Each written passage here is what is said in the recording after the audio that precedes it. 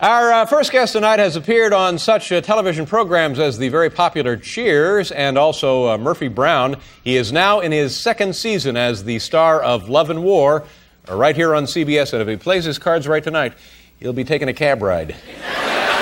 Ladies and gentlemen, please welcome a very entertaining gentleman, Mr. J. Thomas. Jay!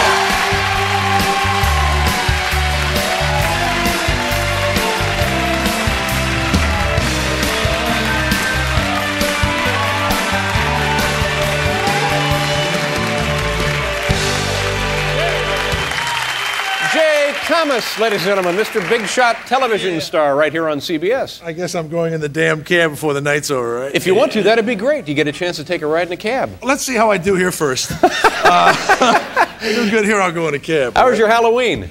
Great. I brought the entire family from Los Angeles. Thanks for paying for those tickets. That was great. And not first class, we flew coach. Don't worry about it. How many people in the family? There is the little 7-month-old baby and a that's cute. 3-year-old boy, and then there's the wife and 15 pieces of luggage and the car seats. And I have one word for you: vasectomy. All right, vasectomy.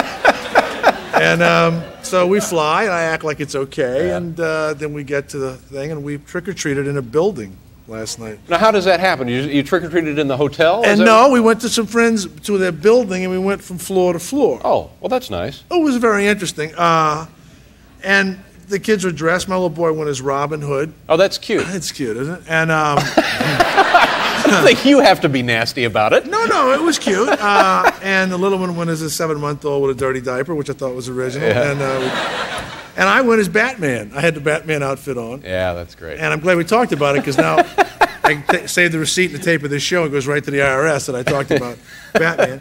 And what was sad was there was a little kid, and we were in a group. We went from floor to floor. A little kid dressed as Barney, you know? Barney the dinosaur. And he was treated terribly by people. There's some kind of backlash going on, yeah. They were slamming the door in his face. Oh, no. They were calling him Purple Jerk, Purple Jerk, Purple Jerk.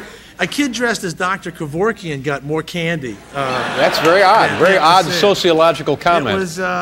It was an awful evening for the poor child. They were ripping his head off, and kids were strangling him to get his face to turn purple, then yelling, "Look, Barney, Mom!" That's not good. It was awful. What is the situation with you and maybe I've got this wrong? You and the Attorney General of the United States. Some kind of a conflict? You're being fined? You're being penalized? You've been arrested? What's the deal? No. I was a part of the TV violence Senate investigation. Big crackdown now on television violence. Big crackdown, and apparently the president of this network, Mr. Stringer, went in front of them and said... I'm sorry, what's the name? Stringer.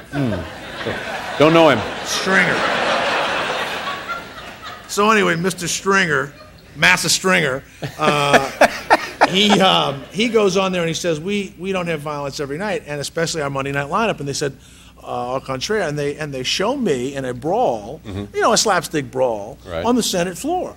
Wow. And I'm watching it myself. It was like an accident. As an American, I'm watching it, and I couldn't believe it. And so Senator Hollings from South Carolina, Fritz Hollings, said, it was terrible and it was bad. Now he's commenting sort of on my acting also at the same time. So that immediately pisses me off, right? And I'm a lifelong Democrat, right? And then Senator Burns from Montana, who's a Republican, he says, well, I thought it was pretty funny. There you go. So I'm switching parties right away and thinking of buying a ranch in Montana. And they ran it on the Senate, and it shows me, I think they showed me being dragged down the bar and then thrown, and the image of it was like, you want to be on the floor of the Senate as an American. The image was literally of me flying and landing on the floor of the Senate, and I was part of this TV sex and violence. So I don't get it, because what you're describing to me, in fact, sounds violent. It was funny violent. It wasn't like I'm going to punch you in the nose right now. No, please don't. No, I wouldn't do that. But because we have many cab rides ahead of us tonight, and I want. But you know what they said? They said the titles of shows were violent. That Angela Lansbury show, Murder, She Wrote, that was a violent title. Automatically, there's going to be violence. Well, I'm thinking it should have been like, sprained ankles she scribbled. I'm thinking, you can't. That's stupid. It's silly, right? So this is a romantic comedy that I'm in. This isn't a violent Doesn't make any difference if the violence takes place in a romantic comedy or not. Violence is violence. No, but it's like you sending this guy in a New York City cab tonight. He could have been murdered when he came around the corner. And it was a joke, right? It was kidding. I didn't mean for it to be violent. You know, the door opens and you know, he's... No, we don't want we that. see Gabriel like this, you know? No, that's... You make my heart beat so fast. That's not... No. I must kill, kill. All right. I'm not going in that cab. Wait a minute, hold it. Has Gabriel been paid or tipped yet? No, he has not been paid or tipped. I have Gabriel's money right here. Let me bring the money to him. All right. Because Gabriel's ready to kill somebody now out there. We have to pause here for a commercial. He didn't look like you wanted to be made fun of either. No, we're not making fun of anybody. Oh, We're yeah? just giving away cab rides. All right. We'll be right back with Jay Thomas here.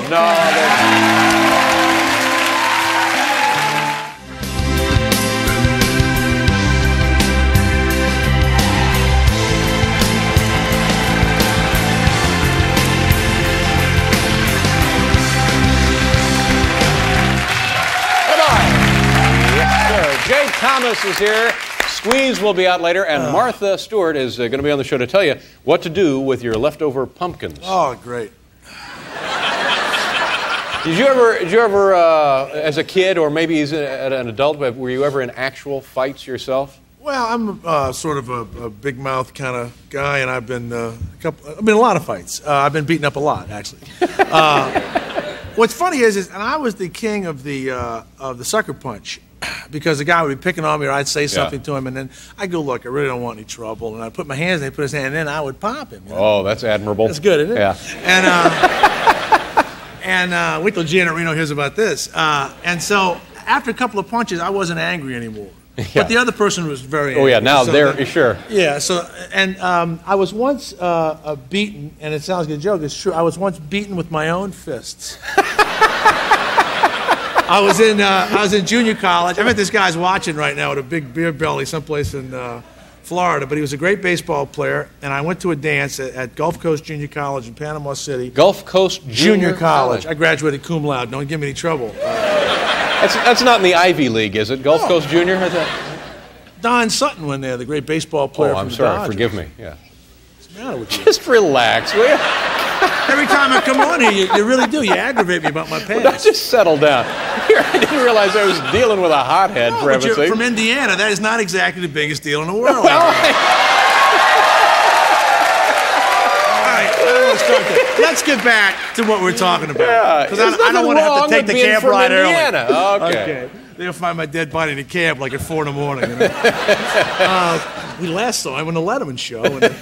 Well, I danced with the guy's girlfriend, and the next day he got upset, and he begins to push me and stuff, and he was a big fella, and so guys crowd around, and the macho thing was starting, and I said, look, I don't want any trouble. Sure, yeah. Please, you know, me, and he put his hands down, and I took from the floor and just hit him as hard as I could hit him, and this is like, he went like that. And then a little blood came, and he went like, oh, you gonna get it now. And so he goes at me, and I get in the middle of him because it don't want to hurt me, and I get on the ground, and the fists are flying, and everything like a car accident, everything slowed down, and I could see his fist coming at me underneath, and I caught it with my hand. Good move. Excellent defensive work. But it made no difference because he just continued to beat me with the back of my own fist. And so I caught both of his hands, and he was beating me. And so later on, when I would describe the fight, the guy says, what in the hell did he hit you with? I said, my own hand. That couldn't be more humiliating. No, not at all. Yeah. How's the show going? How are you and Susan Day getting along?